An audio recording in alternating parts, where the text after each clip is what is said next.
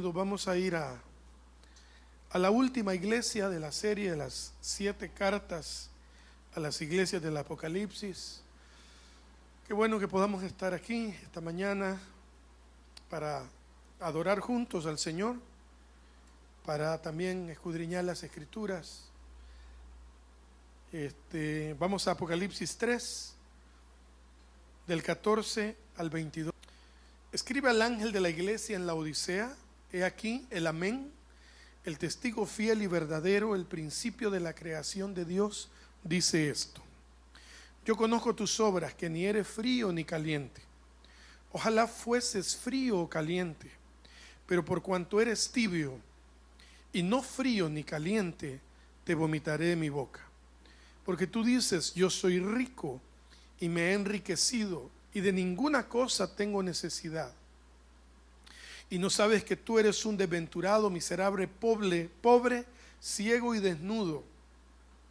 Por tanto, yo te aconsejo que de mí compres oro refinado en fuego, para que seas rico, y vestiduras blancas para vestirte, y que no se descubra la vergüenza de tu desnudez. Y unge tus ojos con colirio para que veas. Yo estoy a la puerta y llamo. Si alguno oye mi voz y abre la puerta, entraré a él y cenaré con él y él conmigo. Al que venciere le daré que se siente conmigo en el trono, así como yo he vencido y me he sentado con mi Padre en su trono. El que tiene oído, oiga lo que el Espíritu dice a las iglesias. Bueno, hermanos, esta es la ciudad de la Odisea. Hay algunas cosas que podemos decir de esa ciudad. Dice que fue fundada por Antíoco II. Ese fue un emperador, hermanos. Ya le diré de qué se trata. Y dice: la llamó así a la ciudad en honor a su esposa, Laodicea. ¿Ok? A Antíoco lo apodaban Dios. A Antíoco lo apodaban Dios, Teos. Teos es en griego Dios. ¿Ok? Teología, ¿verdad? Teos, Dios. Porque los libró de otro rey que los tenía oprimidos. Así que simple y sencillamente lo apodaron Dios. Qué tremendo, ¿verdad? Bueno, era una ciudad muy próspera porque tenía una ubicación privilegiada. Por la Odisea pasaban 2 rutas de comercio muy fuertes. Era uno de los centros comerciales más grandes, hermanos, de Asia Menor en ese tiempo. Su riqueza era tan grande que al ser destruida por un terremoto, reconstruyeron la ciudad sin necesidad de pedir ayuda al Imperio Romano. Tenía maquilas de ropa con lana negra, tenían escuelas de medicina. Eran tan buenas las escuelas de medicina que se llegaron a crear ungüentos para curar enfermedades de los oídos y colirio para enfermedades de los ojos. Construían mansiones, bueno, a lo que se le pudiera llamar mansiones en ese tiempo, y sus habitantes se caracterizaban por la búsqueda del placer. Por eso, entre sus muchos edificios había un gran estadio, un hipódromo, 3 grandes teatros, baños termales, y se celebraban famosas ferias de mercadería. A la iglesia de la Odisea, Pablo ya les había escrito una carta que no sabemos qué pasó con ella. Lo podemos ver en Colosenses 4, 12 al 13. Es cuando Pablo se está despidiendo, que está con Lucas y con otro hombre que se llamaba ¿cómo se llamaba, Cristian? Epafras, gracias. Ese fue uno de mis trabajos de predicación expositiva, el último capítulo de Colosenses en el seminario. Y Pablo está allí con este hombre Epafras, ¿lo dije bien? Epafras, y con Lucas, y al final él manda la carta que dice: os saluda Epafras, el cual es uno de vosotros, dice, siervo de Cristo, siempre rogando encarecidamente por vosotros en sus oraciones, para que estéis firmes, perfectos y completos en todo lo que Dios quiere, porque de él doy testimonio de que tiene gran solicitud por vosotros y los que están en la Odisea y los que están en Hierápolis. Pablo mandó esta carta a los hermanos de Colosenses, de las Colosas, y pidió que se leyese también en la iglesia la Odisea. Y Pablo dice, el tema que quiero que les lean, lo que escribo para ellos es que ellos estén completos, que estén firmes y perfectos. Perfectos es maduros, no es perfección como el hombre lo dice, ¿cierto? Sino perfectos, maduros, crecidos en Cristo. Amén. Bueno, esa carta no sabemos qué pasó, la Biblia no habla de eso. Pero interesante, hermanos, lo que Pablo les escribe primero, antes de Juan, a la iglesia de la Odisea. Finalmente, en cuanto a la iglesia, en la época en la que Juan escribió el Apocalipsis, no se registra, atención a esto, esta iglesia no se registra que tuviera algún tipo de persecución o herejías. Fíjense bien, su problema era el orgullo y la ignorancia, provocados por la autosuficiencia y complacencia. Por esta razón recibió la condenación más severa de todas las que encontramos en estas 7 cartas. Interesante, hermano, muy interesante. Ok, vamos entonces al primer versículo. He aquí el amén, el testigo fiel y verdadero. Versículo 14. Hermanos, esta expresión subraya la fidelidad del Señor Jesucristo. En Él todas las promesas son firmes e inconmovibles. ¿Qué significa amén? Significa así sea. Así sea. Entonces dice 2 Corintios 1:20, porque todas las promesas de Dios son en Él sí y en Él amén, por medio de nosotros para la gloria de Dios. Hermanos, ustedes tienen que saber que lo que el Señor prometió lo va a cumplir. Pero ahora viene la parte que no se dice mucho desde los púlpitos. Todo lo que el Señor dijo que hará se cumplirá, pero depende mucho de mí. Porque la primera frase es emocionante, ¿no es cierto? Todo lo que el Señor dirá, aleluya, lo cumplirá. ¿Cuántos lo creen? Pero mucha parte depende de mí. Porque cuando el Señor promete algo, por ejemplo, Cristian y hermana Karen, tienen un niño. ¿Cuáles son las promesas que ustedes le hacen al niño? Si te portas bien, ¿verdad? Es lo mismo. Es lo mismo para nosotros, hermanos. Él es un padre fiel. Amén. Y como padre fiel, como un padre perfecto, como un padre sabio en su máxima expresión, Él no va a cumplir algo que nosotros no estemos listos para recibir. Oh, qué tremendo. Porque podemos pasarnos aquí. Dice, hermanos, si ustedes se fijan, las promesas de Dios que están en la Escritura, muchas tienen condicionantes. Por ejemplo, facilita, Josué 1:9. ¿Qué dice? Mira que te mando que te esfuerces y seas valiente. No temas ni desmayes. Y Jehová, yo estaré contigo, etcétera, etcétera, etcétera. Ya se me olvidó. Pero primero la palabra, qué fregado, ¿no? Primero nos da requisitos. Mira que te mando que te esfuerces y seas valiente. No temas ni desmayes, porque Jehová tu Dios, ya me acordé, estará contigo a donde quiera que vayas. Será como árbol plantado junto a corrientes de agua, que da su fruto a su tiempo y su hoja no cae. ¿Quién es ese? El que medita en la palabra del Señor de día y de noche. Condicionantes, hermano. Qué maravilloso es esto.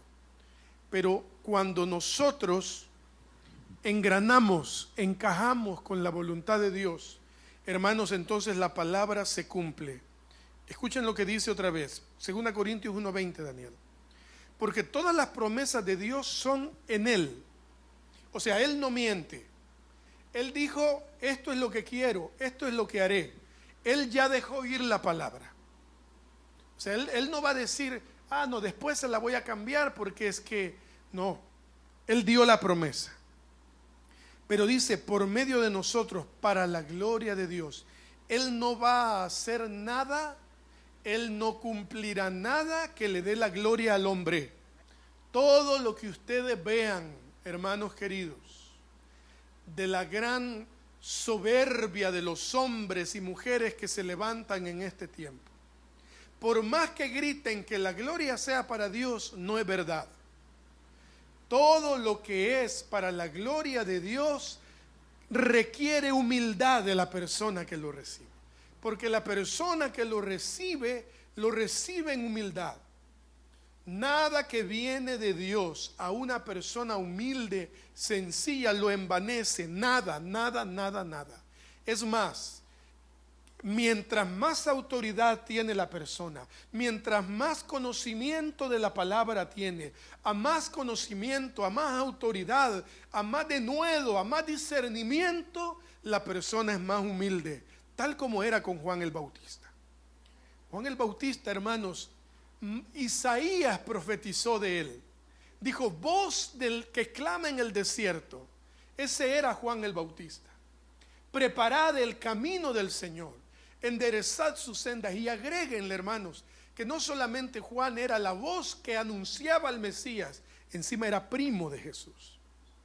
Y este hombre, que dicho sea de paso, el primero tuvo discípulos él antes que Cristo. El hombre, Juan, llegaba al Jordán y la multitud lo escuchaba. La gente se aglomeraba para oírlo y para que lo bautizaran. Y un día, hermanos, con toda la gente a su alrededor que lo seguía, un día de 30 años empieza a meterse un hombre entre la gente. Un hombre con manos llagadas de trabajar en la carpintería. Se mete entre la gente y llega a la primera fila, perdonen la película, pero así es como me lo quiero imaginar. Se atraviesa, se mete entre el bullicio, entre la cantidad de gente que seguía a Juan el Bautista. Y cuando sale al frente, Juan detiene todo y dicen, permítanme un momento. He aquí el Cordero de Dios, hermanos. He aquí el Cordero de Dios que quita el pecado del mundo. Aleluya. Yo no soy, decía Juan, yo no soy el Cristo. Ahora sí, dice, ya no me sigan a mí. Ya no me vean a mí. Véanlo a Él. Él es aquel del que profetizó Isaías. Él es el Cordero de Dios. Él es, yo a la verdad, decía Juan, le bautizo con agua, pero este le bautizará con el fuego del Espíritu Santo. Y para terminar, hermanos, la escena de Hollywood que estoy inventando, dice, es necesario entonces ahora que yo mengüe para que Él crezca. Esas son las promesas de Dios que se cumplen, hermanos. Eso es cuando el hombre y la mujer reciben las promesas, las vive. Lejos de hacerlo soberbio, lo hace humilde. Y esto es lo que estaba pasando con la iglesia en la Odisea. Esta iglesia, hermanos, habían recibido cantidad de cosas buenas de parte de Dios. Habían prosperado financieramente. Habían conseguido tantas cosas. Pero lamentablemente, lejos de haberse hecho más sensibles, más sencillos y más humildes, se habían envanecido por lo que tenían. Pero el Señor sigue siendo fiel. El carácter del Señor, hermanos, contrasta con el carácter y la infidelidad de los cristianos en la Odisea. Y también del nuestro en este tiempo. Cada vez que nos levantamos con orgullo, diferimos, hermanos, al carácter de Cristo. Ellos deberían recordar esto a la luz de lo que Pablo escribió a Timoteo en segunda carta a Timoteo, capítulo 2, versículo 13.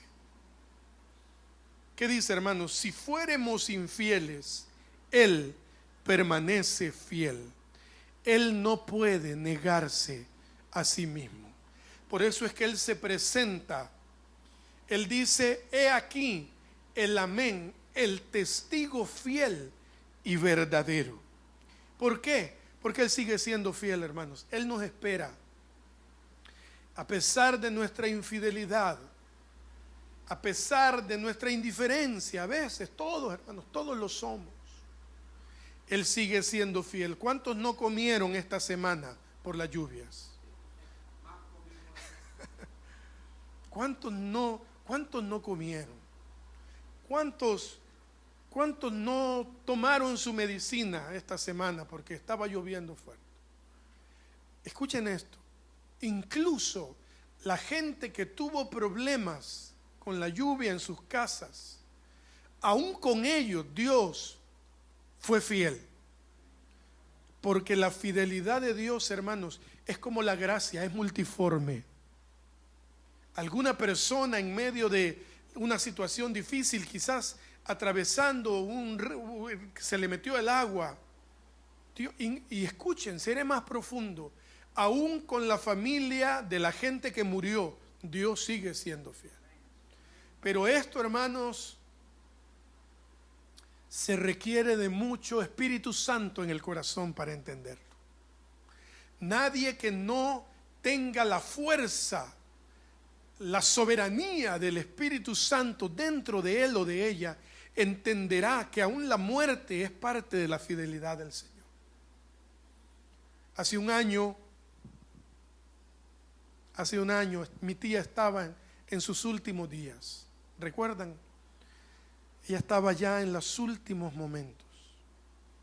Murió el 28 de junio, y hoy es 23.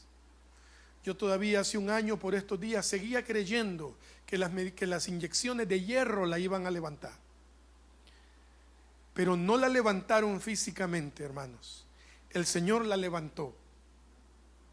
Pero la levantó para la vida eterna. Esa es parte de la fidelidad del Señor. Pero eso no lo entendemos si vemos más con los ojos físicos que con los ojos espirituales. El Señor es fiel aún en la muerte, hermanos. Aleluya a su nombre. Número 2, el principio de la creación de Dios. La parte B del versículo 14. Parte B del versículo 14. Dice: el sí, el amén, el testigo fiel y verdadero. El principio de la creación de Dios dice esto. Esto no quiere decir, hermanos, obviamente, que Cristo fue creado antes que todos los demás. No.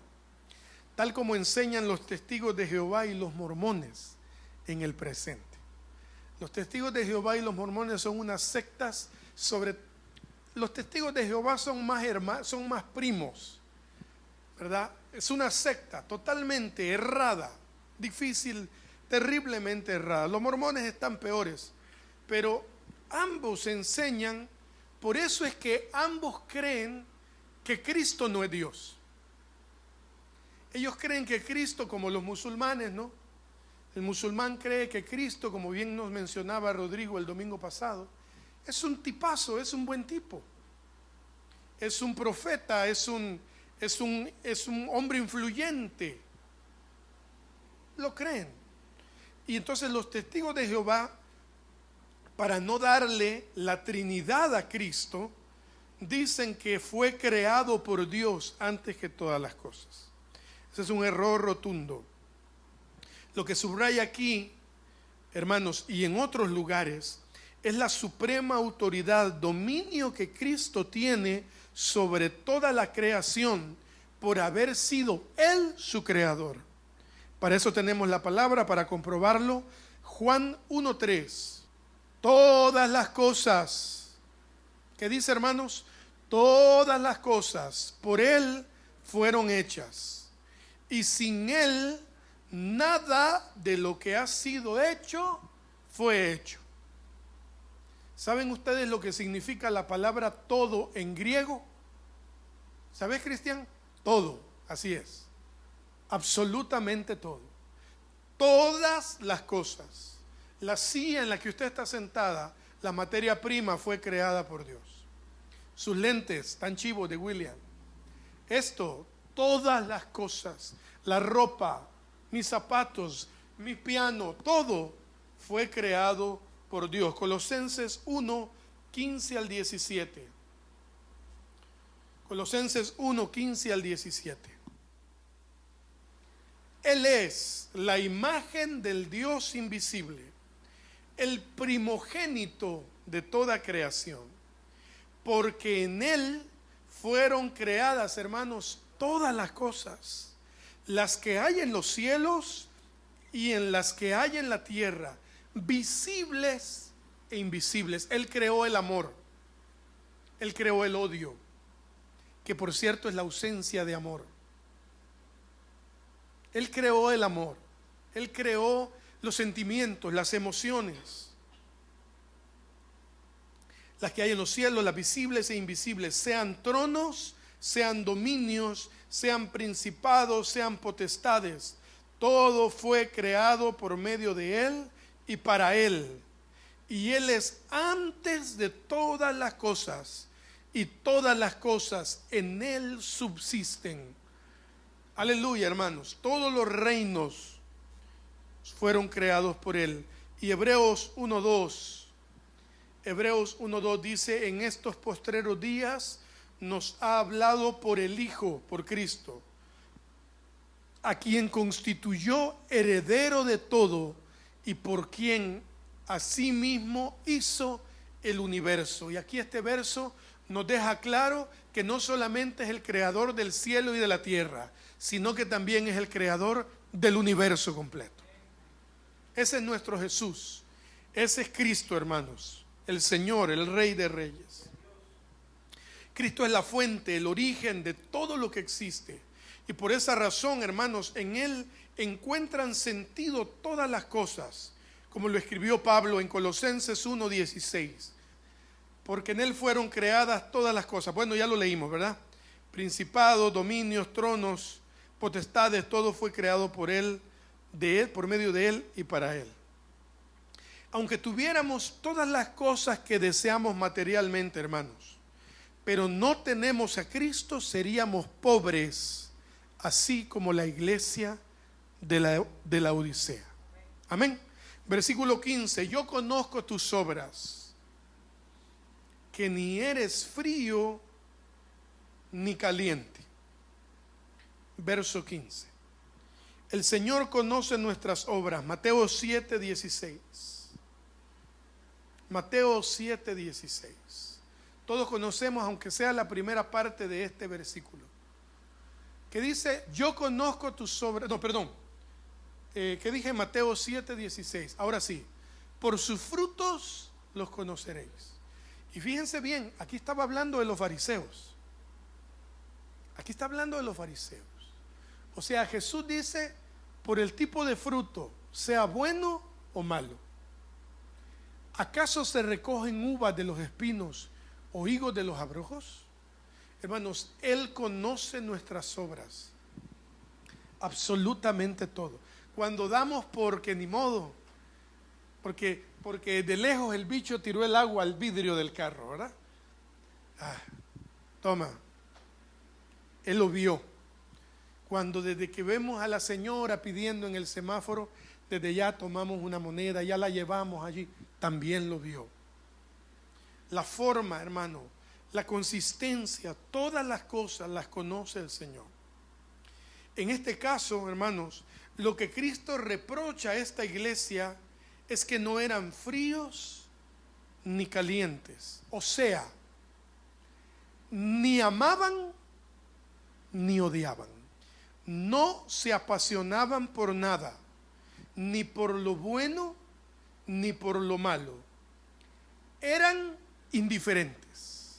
Si ustedes hacen un recuento de las iglesias, a una les dice: tú has dejado esa doctrina de los nicolaitas, tú has probado a los que dicen ser apóstoles y no lo son. Aquí, hermanos, Jesús no menciona absolutamente nada de eso. Fíjense bien, contrasta con las iglesias de Éfeso y Tiatira. Observamos que en Éfeso los creyentes contrarrestaban las falsas doctrinas, pero en Éfeso no amaban. Por eso les pide que vuelva al primer amor. Por lo contrario, Tiatira amaba a las personas. ¿Recuerdan? Tenían centros para ancianos, daban comida, pero no contrarrestaban el error doctrinal. Y en la Odisea, hermanos, ni amaban, ni contrarrestaban, ni odiaban, ni estaban de acuerdo, ni nada. Eran una especie de agnósticos de ese tiempo. El agnosticismo es aquella persona que vive su vida, si hay Dios, bueno, hay Dios, si no, pues no hay, no pasa nada, yo estoy cómodo, tengo mis cosas, no pasa nada, está bien, tengo mi cuenta de ahorros, no necesito a Dios, de vez en cuando lo menciono, pero me es irrelevante Dios. Hermanos, esta iglesia eran totalmente indiferentes, calientes, que arda nuestro corazón por Cristo. Segunda Timoteo 2:6, aviva el fuego del don de Dios que está en ti, que arda. Hermanos, debemos ser calientes, que arda el don de Dios en nuestro corazón. Y fríos, hermanos, para ver el pecado. Fríamente, no lo hago, sí pago mis impuestos, no compro nada de dudosa procedencia, sí a mis hijos los corrijo, sí les reviso, sí les enseño, sí hay devocional en la casa. Fríos, hermanos, fríos. Este es mi amigo, este no es mi amigo, porque no me conviene. Fríos, calientes para el don de Dios en nosotros, pero fríos para el pecado. Sin embargo, el Señor dice, ustedes son tibios. Para los que apuntan, el número 1 era el amén, el testigo fiel. El número 2, el principio de la creación. El número 3, yo conozco tus obras, que ni eres ni frío ni caliente. Y el número 4, por cuanto eres tibio y no eres ni frío ni caliente, hermanos. Esta es una de las expresiones más terribles que yo le he leído a Jesús. Pero por cuanto eres tibio y no frío ni caliente, te vomitaré de mi boca. Hermanos, eso es, cuando yo era un niño, casi ni podía creer que la Biblia dijera eso. El mismo Cristo que es fiel, que es bueno, que es todo amor, ¿lo es o no? Lo es. Pero también, hermanos, es un Cristo contundente y radical. Es un Cristo que no tolera el pecado, lo perdona. Imagínense qué grandeza de Jesús. Él es capaz, ha sido capaz de perdonar nuestros pecados más oscuros, hermanos. Ha sido capaz de perdonar nuestras iniquidades más groseras. Amén. Si no, no estaríamos aquí. Si no, no tendríamos lo que tenemos. Si no, no seríamos lo que somos. Pero ese mismo Cristo tan bello, tan glorioso, tan misericordioso, dice, si no eres una u otra y estás en medio, entonces te vomitaré de mi boca. O sea, hermanos, si lo analizamos un poco médicamente, quiere decir que a Dios le da asco ese tipo de actitudes del orgullo. A Jesús le da asco, hermanos, cuando nosotros nos volvemos soberbios, orgullosos, autosuficientes. Terrible la declaración. Hermanos, a Jesús le daba asco, por decirlo de alguna forma, perdonen la falta de delicadeza en mi boca en estos segundos que estoy hablando. Pero a Jesús le daba asco el comportamiento indiferente, orgulloso de la iglesia en la Odisea. Perdonen, hermanos, sé que es difícil oírlo, pero así era. Hermano, y en este tiempo la iglesia no toma en cuenta que esto sigue vigente para la actualidad. Gran parte de la iglesia viven tibios, haciendo shows, se comportan como quieren, pecan, son orgullosos, son indiferentes, hermano. Gran parte de la iglesia está viviendo como vivía la iglesia de la Odisea. Probablemente sean acérrimos para defender la palabra, está bien. Probablemente, hermanos, amen mucho, amen, pero lamentablemente son orgullosos, son prepotentes, son soberbios, son indiferentes ante la necesidad, hermanos, son indiferentes a la obra de Dios, no aportan a la obra. Escúchenme, a la obra, no estoy diciendo a la iglesia. La obra de Dios es más allá la obra de Dios es más grande afuera de esta puerta, de este local. Jamás me oirán pedirles que traigan el dinero aquí al cesto. Nunca. El día que me oigan decirles que lo traigan, pónganlo aquí. Ese día ustedes se tienen que sentar conmigo y decirme: estás fallando. Hace años no predicabas eso. Dar a la obra es algo que siempre les voy a recordar. A la obra del Señor, lo más que puedan, hermanos, porque dando es como recibimos. Indiferentes a la santidad, esta iglesia y la iglesia actual. Indiferentes a la palabra del Señor, hermanos. Indiferentes a las misiones. Indiferentes a la oración, etcétera, etcétera, etcétera. Hermanos, no nos permitamos caer en este listado de indiferencias.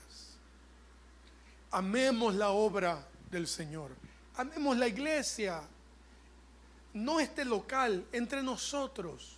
Esto es lo que tenemos por ahora.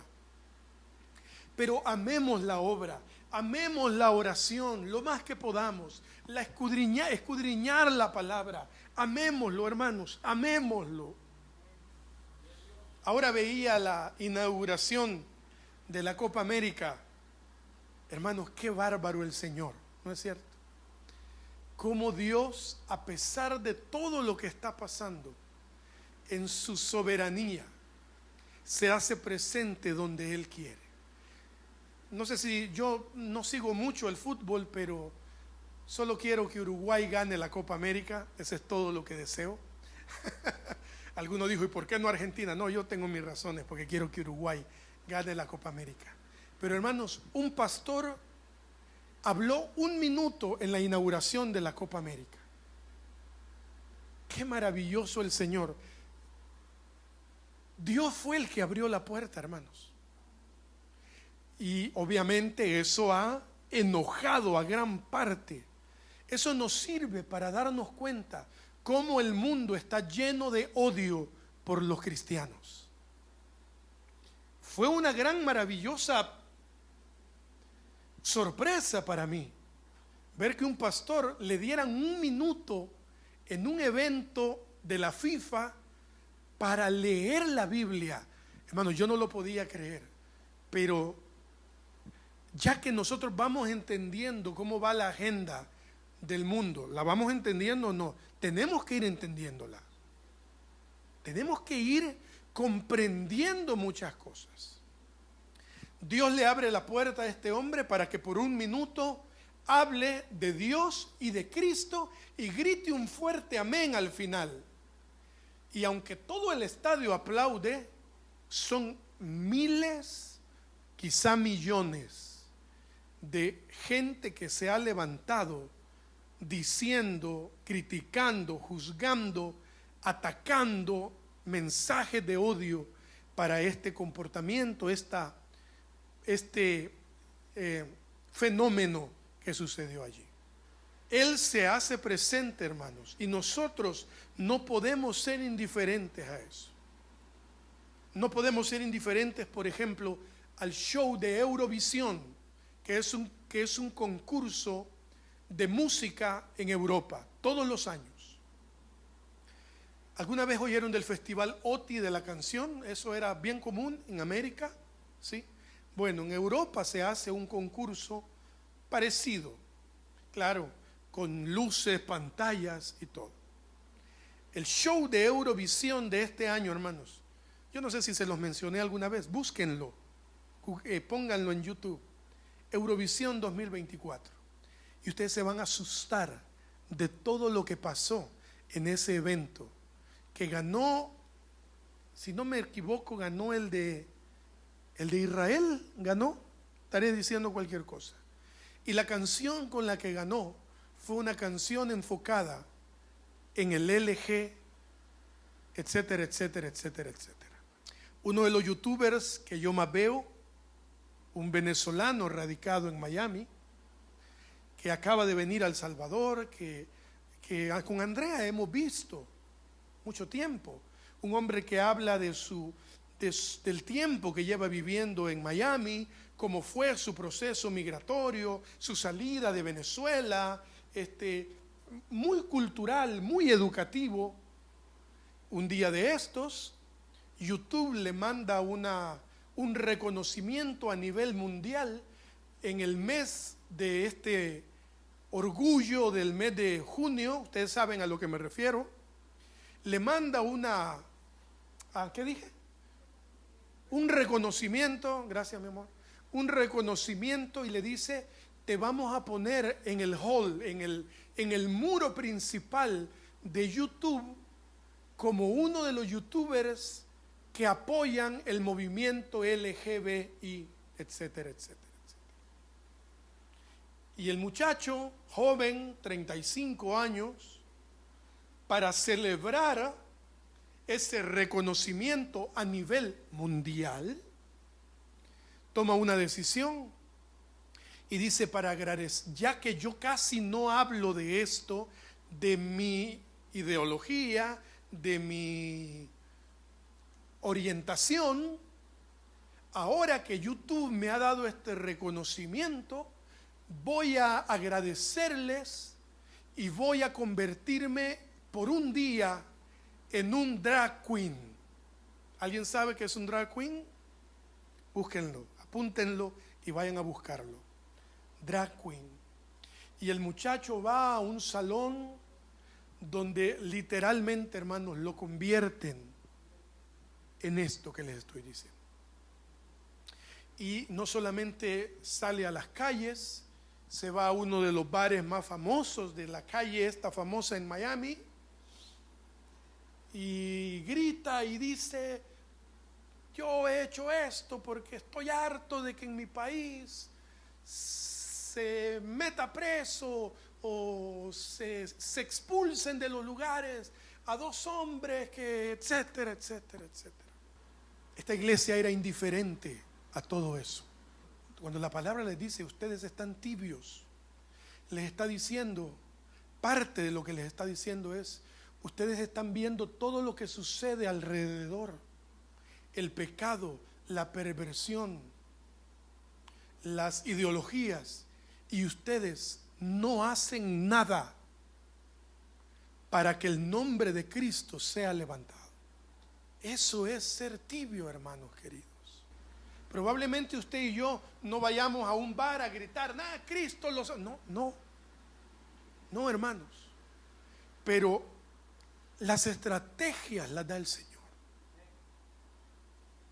Ustedes saben, las personas con estas orientaciones son las personas, aunque digan que no, estas personas son las personas con más vacíos en su corazón que hay, con más necesidad del amor de Cristo que hay.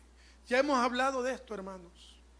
No vamos a condenarlos, no, pero debemos pedir a Dios la manera como hablarles. ¿Cómo abrazarles? Antes había un mito, al que tenía VIH, no se podía abrazar. Eso ya lo sabemos. Si usted conoce a alguien con el VIH, háblele del Señor, abrácelo. Que esa persona rechazada pueda sentir el amor de Cristo en usted para él. Como los leprosos, hermanos. Los leprosos en el tiempo bíblico eran marginados, expulsados, y solo había uno que los abrazaba. Solo había uno que compartía con ellos y los sanaba. Su nombre es Cristo. El que está en nosotros, el que nosotros debemos influir. No nos alcanzó el tiempo, hermanos. Quedamos. ¿Me permiten uno más? ¿O ya tienen hambre? ¿No? Uno más rapidito. Sí. Ok. Tú dices, soy rico y me he enriquecido. Y escuchen esta frase tan arrogante, hermanos. Gracias, Daniel. Y de ninguna cosa tengo necesidad. Veámoslo otra vez. Porque tú dices, o sea que se defendían. En algún momento leyeron la carta de Pablo, exhortándolos. ¿Estás de acuerdo, Cristian? Esa carta que menciona en Colosenses, en algún momento quizás les llegó. Y ellos ya se habían defendido ante lo que ellos consideraban una acusación. ¿Saben? El mundo ve como una acusación la palabra de Dios. Pero la palabra de Dios no es una acusación para ellos. Rodrigo pudiera hablar de esto mejor que yo. Cuando él se para en los parques a tratar de compartir con los jóvenes contemporáneos a él, Rodrigo solo encontrará dos cosas en este joven con el que él trata de hablar: un poco de atención o rechazo rotundo. ¿Por qué? Porque creen que la palabra es acusación, y la palabra, hermanos, al que la recibe no es acusación. Dice que la palabra es verdad y que la verdad os hará libres. Pero la gente no quiere ser libre. Entonces dice, yo soy rico, perdónenme, y me he enriquecido, y de ninguna cosa tengo necesidad. Y ahora viene Cristo y le dice lo siguiente: y no sabes que tú eres desventurado, miserable, pobre, ciego y desnudo. Ellos en algún momento respondían a otras advertencias, lo que les decía de la carta de Pablo. Se felicitaban entre ellos, hermanos. No veían problema en su situación. La tibieza para ellos no era un problema. Tenían un exceso de confianza en sí mismos y decían, yo soy rico, no tengo necesidad de nada. Eso puede provocar, hermanos, esos comentarios los provocan el orgullo, los logros, las clases sociales, el respeto que la comunidad me pueda dar, tener dinero de sobra, edificios hermosos para congregarse, porque este mensaje es a la iglesia. ¿Están de acuerdo? Es para la iglesia. La iglesia hoy se ha ensoberbecido, se ha enorgullecido, diciendo perdónennos, pero no tenemos necesidad de nada. Hay iglesias que cuestan, edificios de iglesias que cuestan 50, 60 millones de dólares, hermanos. 30 millones de dólares. Han logrado el respeto de la comunidad, que todos lo respeten. ¿Qué tal? Mi nombre es fulano de tal, tengo 5,000 miembros. Oh, wow. Eso sorprende al mundo. Sorprende a la iglesia misma. Los grupos de música, entre más pantallas y luces, son más respetados. Claro, no predican la verdad del evangelio. Conmigo lo hablaré como músico y cantante. Conmigo la gente dejó de tomarse fotos hace mucho tiempo. Dejaron de abrazarme hace mucho tiempo. Porque Dios, cuando me dio otra oportunidad en el 2011, me dijo, ahora tienes que predicar mi palabra. Y eso te va a traer rechazo, burla, consecuencias. Cuando usted predique la palabra tal como es, no habrá más fotos, no habrá abrazos, no habrá halagos, no habrá. Cuando usted llega y predica cosas lindas, que la Biblia toda es linda, aunque sea dura a veces. Pero cuando usted predica la verdad del Evangelio, cuando usted a la gente le dice, iglesia, cualquier lugar donde vaya, si ustedes no están pendientes de lo que sucede en el mundo, ustedes son tibios y ustedes son vomitables, ¿quién se va a querer tomar una foto con usted? Cuando usted les dice cosas tan tremendas, ustedes son desventurados, miserables, pobres, ciegos y desnudos. Por eso es que a Cristo, hermanos, lo crucificaron, no le perdonaron la vida. De ninguna cosa tengo necesidad. Proverbios 18, 16, 18. Con esto termino, hermanos. Proverbios 16, 18. Hay que aprenderlo y llevarlo aquí, atarlo al corazón. Antes del quebrantamiento es la soberbia, y antes de la caída la altivez de espíritu. Dejamos para el siguiente domingo, si el Señor nos lo permite, esa frase: y no sabes que tú eres desventurado, miserable, pobre, ciego y desnudo. Y que el Señor nos ayude a poder terminar este estudio de la Odisea, si el Señor nos da vida el próximo domingo. Padre, te damos gracias, Señor, por tu amor.